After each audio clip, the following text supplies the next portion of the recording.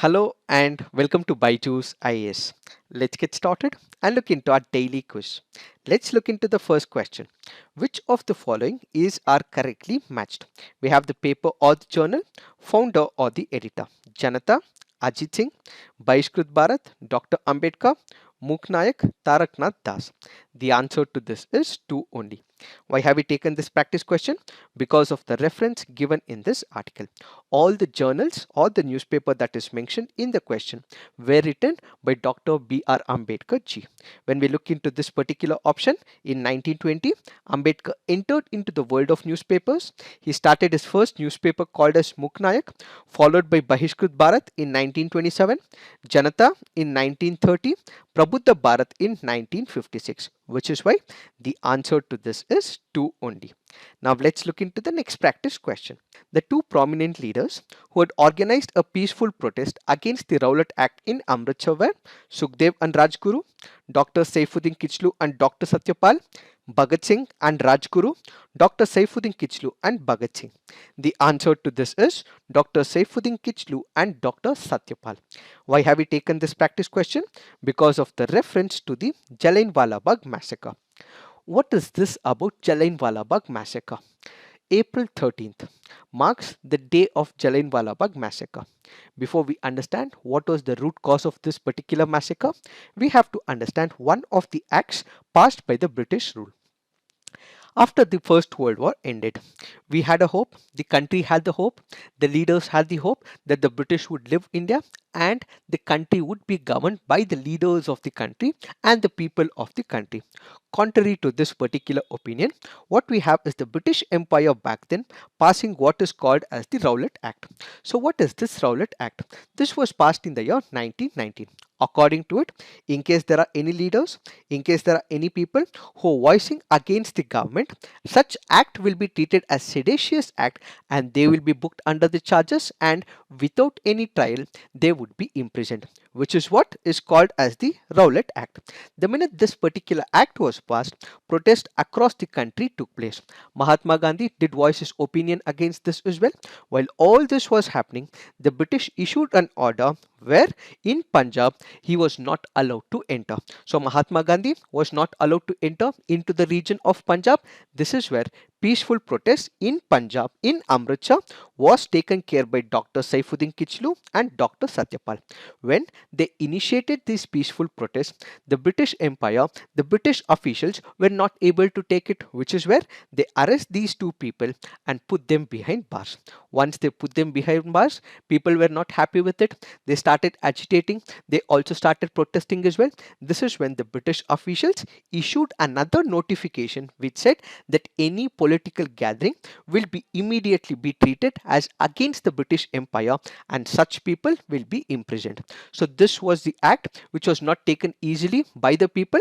So they were going against the British Empire, and at the same time the British Empire also issued a warning that in case there is any political gathering, such people will be arrested. What exactly happened with respect to Jallianwala Bagh massacre? On 13th of April 1919, people had gathered. Why? Because they wanted to celebrate the festival of Baisakhi. This was not a political gathering. This was only to make sure that they enjoy this peaceful moment of Baisakhi. During this particular moment, under the leadership of General Dyer, what exactly happened? He assumed that it was a political gathering and they started firing against the people without any warning in Jallianwala Bagh in Amritsar. That is what is called as the Jallianwala Bagh massacre. So the root cause to this particular issue happens to be the Rowlatt Act, and because of the arrest of two prominent leaders in Amritsar, which happens to be Saifuddin Kichlu and Dr. Satyapal. Now let's look into the next practice question. eSanta, recently seen in news, is an application developed by Government of India for digital contact tracing during the COVID-19, an electronic marketplace providing a platform to connect aqua farmers and the buyers, a campaign which aims to end child labor on social media by sensitizing people and building awareness, a one-stop platform for all stakeholders in the startup ecosystem to interact amongst each other. What is this eSanta all about? This happens to be an electronic marketplace providing a platform to connect aqua farmers and the buyers. Why have we taken this practice question? Because of the reference given in this article. So what is this eSanta? This happens to be an electronic marketplace providing a platform to connect aqua farmers and the buyers. What will it do? Since this is a portal, this is an online portal, it will be paperless. So what would happen? You would have the farmers on one side, you would also have the buyers on the other side. The farmers would be able to put up all their products on this particular portal, so they would be able to showcase their products and also put what is the price tag of that particular product when it comes to the aqua farming. And at the same time, there would also be buyers as well, they would also be looking for the products as well, so they would be directly be able to connect to the farmers who had put out this particular product at a particular price tag. So what would be the significance of it? Earlier, you would have what is called as the middleman. They used to take a lot of profits as well. So this middleman is completely done away with. He will be eliminated. So the farmers would get all the profits because there is elimination of the middleman. And at the same time, the buyers would be able to buy it at a cheaper price comparatively directly from the farmers. So what are the advantages?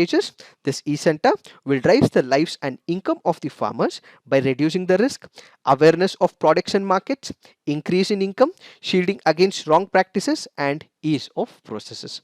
It is this that we have to understand in reference to this particular eSanta portal. Now let's look into the next practice question. Consider the following pairs. We have the martial arts and the state it is practiced in.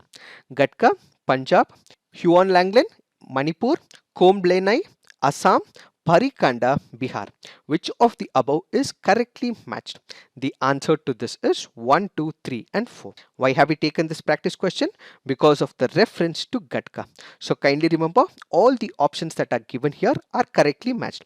Gatka is from the state of Punjab, Huon Langlen is from the state of Manipur, Komblenai is from the state of Assam, and Parikanda is from the state of Bihar. An assignment from our side to you is, which are the other martial arts that is present in India from different states of India? Do read about it, find out which are the other martial arts and put it on the comment section. Now when it comes to Gatka, Gatka happens to be a traditional martial art that is usually associated with Sikhism. It uses all the weapons like the sword, like the spear, stick and the chakra. The Punjabi name Gatka properly refers to what is called as the wooden stick used. Now when it comes to Huon Langlon, this is present and practiced in the state of Manipur. So what is this martial arts all about? When we look into the Meitei language, we have this word called as Huon, which basically stands for war. And when we look into the word called as Langlen, this basically stands for art or the knowledge of this particular art. So this is taken from the Meitei language. The Huon Langlon basically has two important components.